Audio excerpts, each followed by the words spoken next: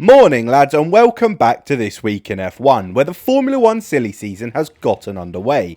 First and foremost at Ferrari, where it is confirmed that Charlie Brown has a fetish for being depressed, as he is reportedly signing a new 3-year deal with an option to extend by another 2. That's 5 years. 5 more years at Ferrari. Has his time there not already been enough? Has he seen Vettel gone from winning machine to B-shagger, and he's decided that's what he wants for the next 5 years? 5 years! No disrespect to Vettel, but like, really? Really? Oh, really?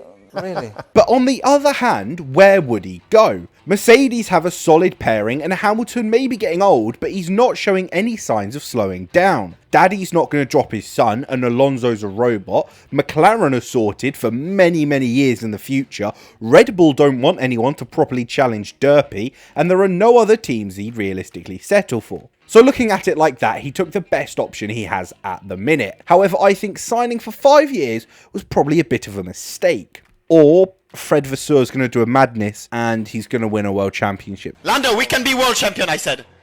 Please, Lando. Lando! And staying with Ferrari, and it's rumoured they are going to be bringing a special livery to Monza to celebrate their Le Mans win. And if you look at their Le Mans car, and then you think back to Monza last year and their special livery then, it does look to be a bigger disappointment than Marion Cotillard's death acting.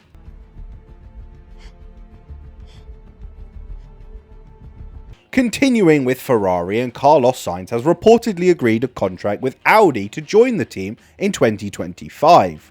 And I'm going to be honest with you lot, I'm trying to muster up an ounce of shits to give about this, but it's just an above average driver moving to an average team. Moving on, and Matteo Binotto is rumoured to be taking the vacant team principal position at Alpine.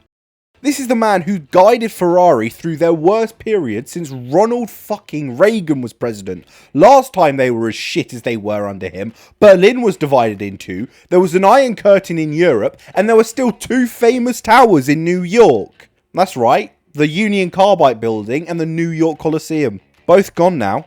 That's a fucking shame, innit? And now you might argue and say, but he came second last year, how is that bad? Well, let's take a look at that, shall we? Because after the first 3 races, Leclerc was 46 points ahead of Verstappen, and they still managed to cock it up by the summer break.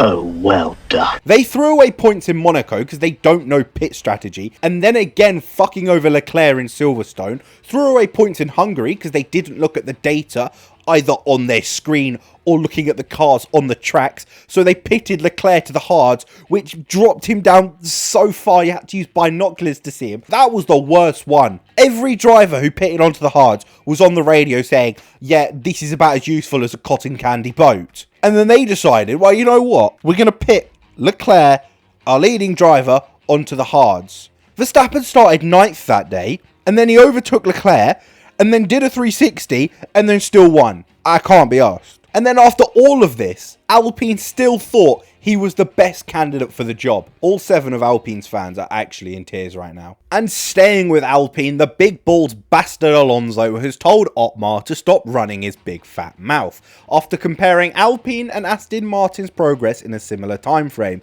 saying he should be quiet. Actually, he should not talk at all. And considering it's the 1-year anniversary of him cocking up losing one world-class driver with another world-class potential driver, he should probably take Fernando's advice.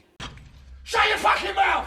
No problem, Charlie. Shut the fuck up, you cunt! Going back to the silly season a little bit, IndyCar driver Alex Palou is set to not renew his contract next year in hopes of an F1 drive. This will put significant pressure on F1's resident American Logie Bear, and he's going to really have to make a push in the second half of the season and make some big gains, or this geezer might end it all for him. The American. Speaking of the back of the grid, and the anti-Max Verstappen has decided to attend Harvard, because apparently after F1, failed rookies like to go to university, with Latifi doing the same thing, taking a London business course. Do you know what you have done? Business! Imagine turning up to your business degree, and sat next to you is the man who decided the 2021 World Championship, and has caused Team LH more sleepless nights than a divorced father with 3 kids. Moving on to Nick De Vries' old team, and AlphaTauri are rumoured to be partnering up with Hugo Boss for next season. And with Helmut Marko talking about how they've made clear cuts that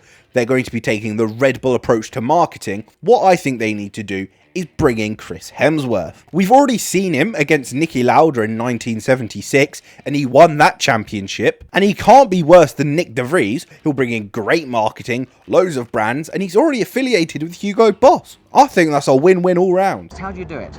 Big balls. Now, AlphaTauri's big brothers Red Bull have also been in the news this week, saying they're going to be taking a more Red Bull approach to their junior team, axing anyone who is not the next Max Verstappen. You don't have future here. You don't have future. You can never make it. Also at Red Bull, they are confused as to why no one has managed to figure out their DRS secret yet. Well, let me give them a hint. It rhymes with Hadrian Bowie, and none of the other teams have this crack-fueled demon. My brain is better than everybody! And finally this week, F1 are reportedly going to be banning DRS from qualifying, and for once, I don't have a strong opinion for either side, because on the one hand, it's supposed to be the drivers pushing the car to its absolute limits over one lap, and DRS will make the lap faster.